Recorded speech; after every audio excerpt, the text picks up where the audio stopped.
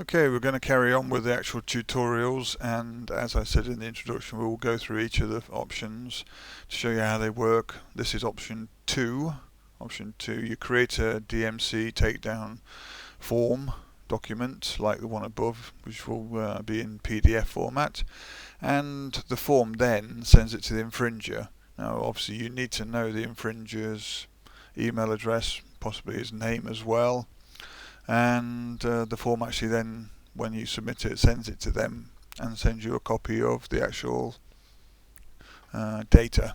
Okay, like previous forms, it comes in two different versions. There's one as an agent and there's one as an artist. So what we're going to do is, as you can see, we've got two open. We're going to go through each of them in the same way we did option 1. As you click on this, you will get all the information you need to say what will happen when you actually fill the form in and send it, and also the requirements. I've changed a little bit from the previous ones. I've actually put its PayPal gateway details.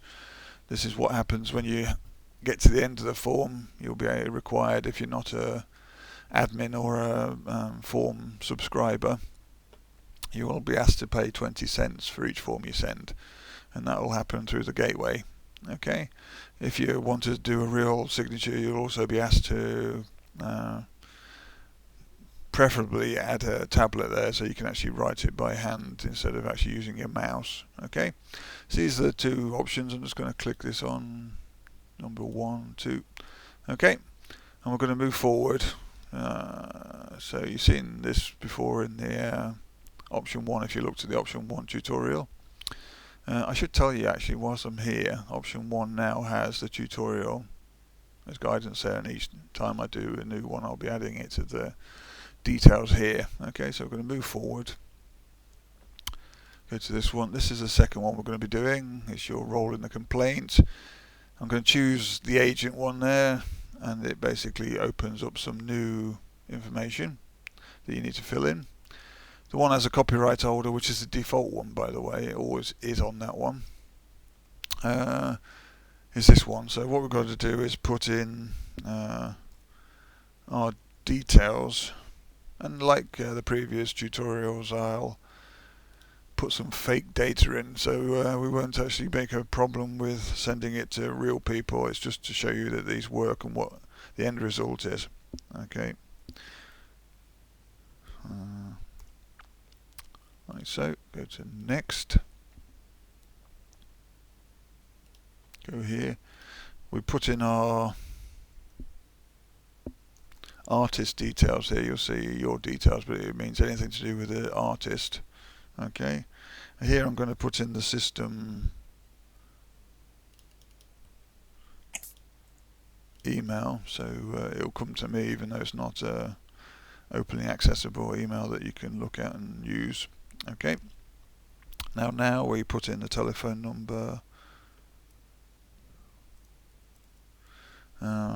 What we just need to do is put in some silly little address, so 45. Oh, okay, I guessed it. Okay. Beauty.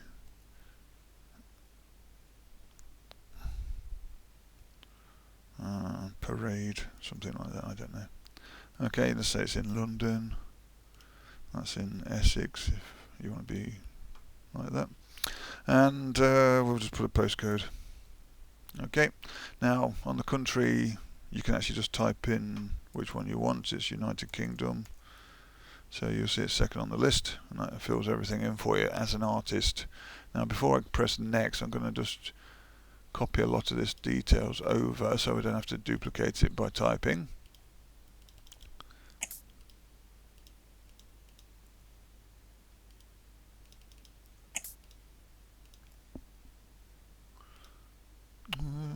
No, I nearly clicked on the wrong thing there. Okay, London, Essex, postcode N. It should auto-complete anyway, so. Okay, now we'll just put in United Kingdom again. Now on this one, it'll open up the second section of information needed for the personal details, which is if you're a representative or a lawyer or an agent for the artist, you can put this information here. I'm going to put in the second email I have for the site. Okay, and then we have to put in telephone number and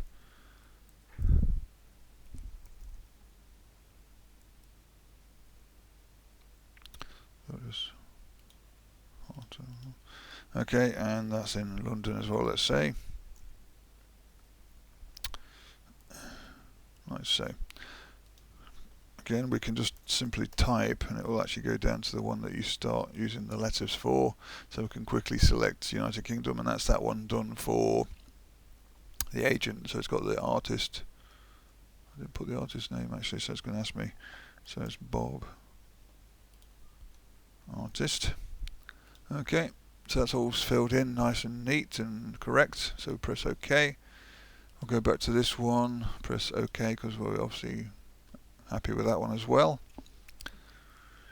And then it goes on to the section about your work. So what you need to do is just type in the details about your work, the date of publication, that is when it's first been released to the, I think I changed it actually, didn't I made it 2012. Okay, a nice painting of some flowers with eagles flying above. What you got to do there is just literally just put something in that makes it very distinct, so someone can understand which picture you're talking about. Okay, so for instance, the eagles have blue heads. That's just in case the picture does have eagles flying above some flowers and have blue heads, of course. Okay, don't put that if it's not true. Alright, so I'm just going to copy this stuff over. This should auto-fill again. Okay, that's painting, and that's nice. Okay, so this one I'm going to put some additional links to show you that it happens. Okay, and it will appear on the form. Press next on that one, and on this one we're going to make sure we don't add any extra links, and I'll show you the difference. Next again. This will then move on to the section about the infringed work. So what you do here is you put in, there you go, I'm going to choose that one. Now here you have to put the infringer's email address. So what I'm going to do, okay, is because you would normally have the infringer's email address, and I can show you how to do that. For instance, if you do it here, use this whois tool. You put in the name of the site, tick these three boxes. What should happen is the person who runs the website, who actually pays for the site to be managed, his email should appear in the list. Okay, I'll do a quick kind of test with yahoo.com, which is the standard one it puts in here. It gives you a big long list like this. And somewhere down there you need to be looking for a registrar's email address. If it doesn't appear here, there you go, tech email, that might work, or the admin email, you could possibly use one of those two. But you see the registrant email, that will go to the person who actually runs the website. Okay, so you just copy this one. I won't do it because obviously it will go to them if I send this form, and I'm just showing you as an example. So that was what you would be looking for, the registrant's email address. Okay, now so I'm going to put in one of the system ones again so I can quickly show you it actually will arrive. To the location, paste that over there. So let's change this, for instance, it's a profile image you're a bit annoyed about. Okay, the user has taken my image and used as a profile image without my permission, which is against copyright laws. Okay, so you just do something like that just to confirm what you want to state as a infringement. I'm going to copy that over there. Said profile image. So you can't copy that because I haven't actually auto filled it in yet. Oops, it won't go anywhere. Okay, and that one would be bad thief again. Okay, now one of them I'm going to show how to do the extra links again.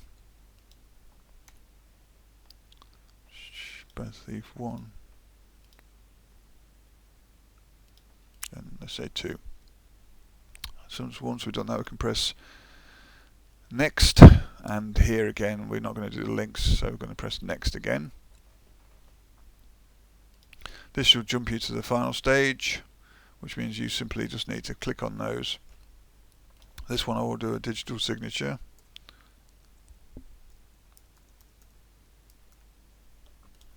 And the other one I will do a real signature, so you do the difference. Okay, nice signature. And then once you've done that, you can send them.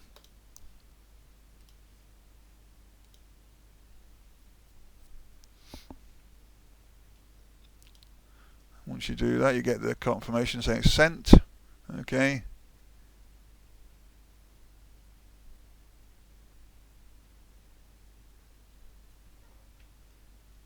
And again, the second one's done. What should happen then is when I open up my web email account, I should have 6 emails. Obviously 3 for each form. One's the admin one, as I said. Don't want that one. That's just rubbish. Okay. So what we've got here, 6 all appeared. The one is from me, the admin, so basically it tells you the IP address, as I said before. Tells you that the PayPal's gone through and it's sent to this website owner, not the actual website but the owner, as described in the tutorial I'm just doing. And it's from Bob Artist. Okay, there's your letter that goes out to the infringer. So basically it says dear infringer, and that gives you the email address that you found for the infringer, just to confirm that it is him. Okay, I, the artist, I found you've infringed on my work at this address. The legal variation of the artwork, my copy of the artwork basically is here. And then it gives you all the details about the need for them to change and basically get rid of the form. And you'll also notice you have the same version in PDF form, which will get sent to them. This just makes it more official if you get a email version, a PDF version. You notice it has the description and the reason there and so forth. Okay, now the other one, this is your backup copy, all the data that you sent. Alright, real email comes, the real signature comes in. Okay, and so forth. Now the other one is for John Doe, the legal representative. Says all exactly the same, but it just has John Doe at the end. This one gives you your backup copy as John Doe. Okay, it's got more information because you filled in extra links and things, if you remember. And you'll notice here, it says here, it's added those in. You see additional links, told you the additional links, and additional links from where it's been stolen as well. Okay, so that's all extra. And also you'll notice it's got extra sections in the PDF, which also gives the client's contact details and the actual details for the lawyer. Okay, so if they want to go directly through the lawyer, which they should do if it's coming from an agent or lawyer, then this is the information they need, but they also have that one as the copyright owner. You'll also notice it's actually put a section in there telling you the address Okay, and it also puts extra text in saying that you're the representative, etc., etc. Okay, so that is the difference between the two forms. But as I said, it goes off to the infringer. As soon as you put the infringer's email in, it will shoot off to the infringer with all the necessary information and an attached PDF of their record as well. So that's how it basically works. I hope it works successfully for you. That's about it.